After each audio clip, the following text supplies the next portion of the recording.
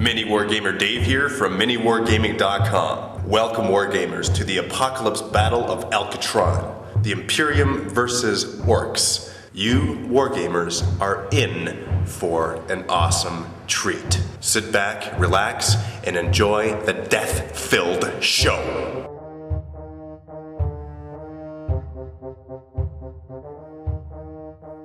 My secret objective that no one else knows about is I have to kill as many tanks as possible. It's going to help that I brought my Devcopters today. I'm calling them the Luftwaffe. I am Dan. I am going to play on the Orcs and flying about half the force. We're going to have a big horde going. I am in charge of the command Stampa. How's this? My secret objective is one of my other war bosses that is along with me is trying to usurp my power. And so I have to accidentally kill him. I gotta kill Paul's war boss without him suspecting it to get us more points. It's gonna be good. Hey guys, Paul Graham here. I'm gonna be commanding some of the Orcs, and my secret objective today will be to take out the other war boss. I'm second in command and I need to overthrow him, and the best way to do that is to take him out in a battle so I can move up the ranks and take over the Orc horde. And it's a big horde, so hopefully I can do that without too much collateral damage to my own guys. Over 300 Orcs, boys ready to go. We got tons of Devcopters, battle wagons, 2 Stampas, a Skull Hammer, and a Partridge in a Pear Tree. It's going to be insane. Hey, my name is Mike, and I'm playing the Orc Infiltrators. My secret objective is to have my HQ kill the enemy HQ. Okay, my name is Gary. My army, I'm going to be doing witch hunters as the city defenders.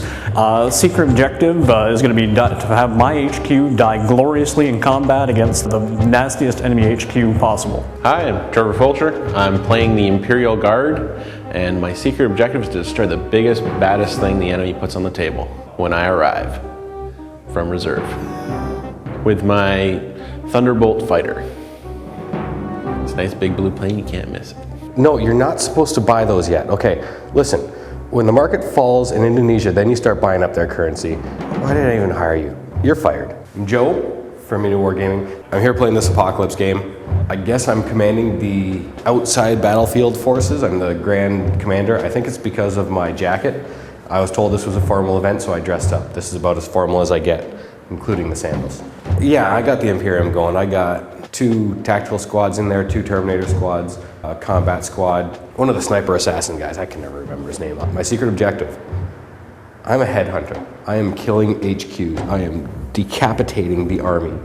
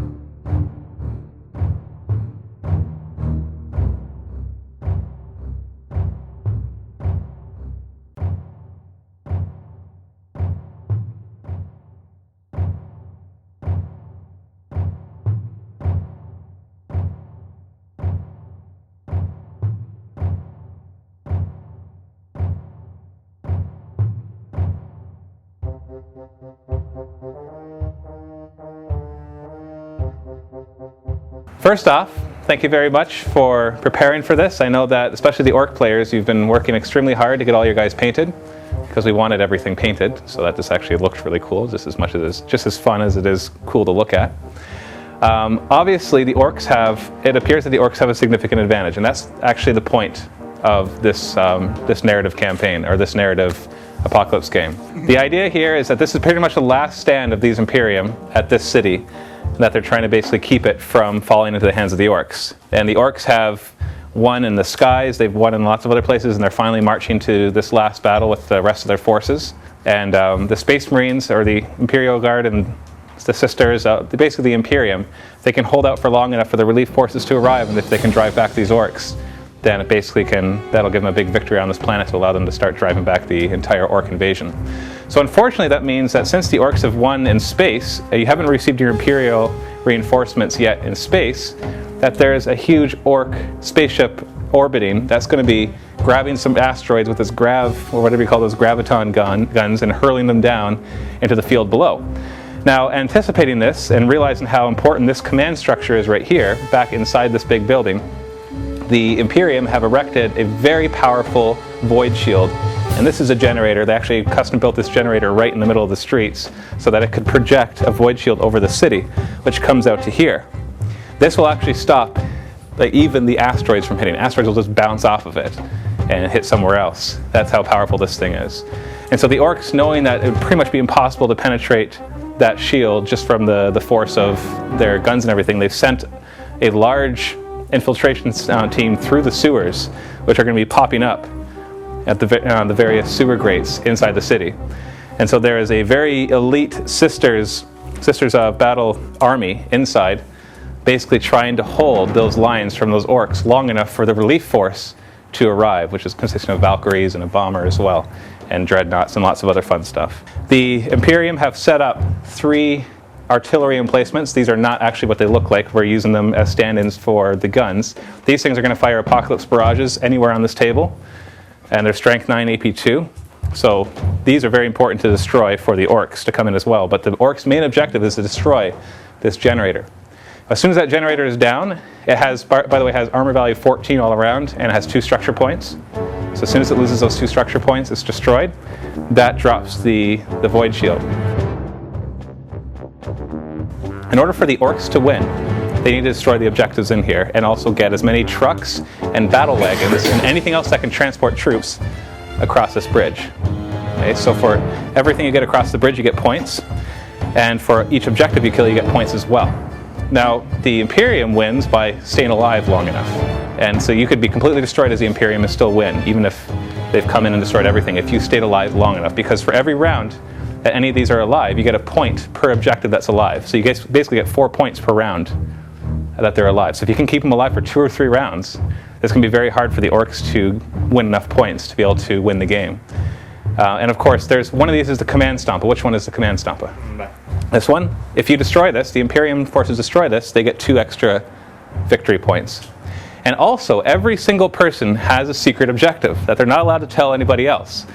And these should make the game very interesting. If you're watching the video, you've already seen the interviews from before, so you know what the secret objectives are, and so you're going to see them happening. And so that'll make the game even that more sophisticated, if you can really say that for orcs. Just basically, if you make your secret objectives, you get extra points. So you could actually tip the whole balance of the game in your favor simply by completing your secret objectives. Now, some of you have easy secret objectives, some of you have very difficult ones. But whatever they are, you have to try to get those as well. So incorporate that into everything you're doing. Now, the basic rules of the game, pretty much all the Imperium stuff is here except for the relief force. They're going to start appearing in round 2, and they basically follow the regular 40k entrance rules, except it's 4+ on round 2 to arrive, and 2+ on round 3, and then automatically on round 4. Because we don't want a chance of it being round 5, just because I don't know if the game will still be going by then. And they get to arrive basically on the sides here, on both sides, or by deep strike, anywhere on the board that they want. Even if the void shield is still up, they're allowed to enter the city from behind, because they have the proper password or shield core, or the shield harmonic thing that they can pass through it. So whatever the reason is, they're allowed to come in. Of course, I made the whole thing up. No, void shields exist. Void shields do exist, yeah. I have one over my house. If you ever come over, you just like drive your car into it. It's kind of fun to watch, actually. The other objectives, we have a weapon cache right here. As long as the weapon cache is alive, the Imperium player gets to designate 2 times per turn any squad or vehicle, and he gets to re-roll all his hits. Okay, so you can make it the Warhound Titan if you like, and he can re-roll all his guns that he shoots that round. And you get to use that twice per turn. Okay, as soon as that's destroyed, you lose that bonus. And here, there's a Sentinel repair bay. It actually has lots of other vehicle parts too. Twice per turn, you can choose any vehicle. You can use it on the same vehicle, or you can use it on 2 different vehicles, and you roll. If you roll a 4+, you get to repair either a weapon, a structure point, or an immobilization, so you can make them no longer immobilized. You get to use that twice per turn, and you do that before your turn starts. And the command center in here, which is worth the most points, is worth 4 points to kill. As long as that's alive, the command stomp is going to be calling down 2 asteroids per turn. He gets to place them wherever they want, but they scatter d6 feet. As long as that the command center is alive, the Imperium player can choose one of them, and you have to declare it before he starts to scatter. So if he places the first one, you can say we're going to move that one, or you wait till he does the second one, and you can move it up to 3 feet away from wherever he just placed it, and then we roll the scatter as well. So, if you put us back here, then you could try to pull it back here so it scatters back there. If the asteroids are scattered off board, we re-roll, because we always want them to hit. And as long as the void shield is up, the asteroids can't be dropped here. As soon as the command stompa is dead, the asteroids will start coming at random, and the way that we determine random is that the Orc players get to drop one, and the Imperium players get to drop one. And they still follow the same rules, though, that if they scatter off board, we bring them back in and we roll again. Because we want lots of things to blow up quite quickly in this game. If it scatters into the shield, that's the only time that it won't get re-rolled, and it just collides into the shield and is useless.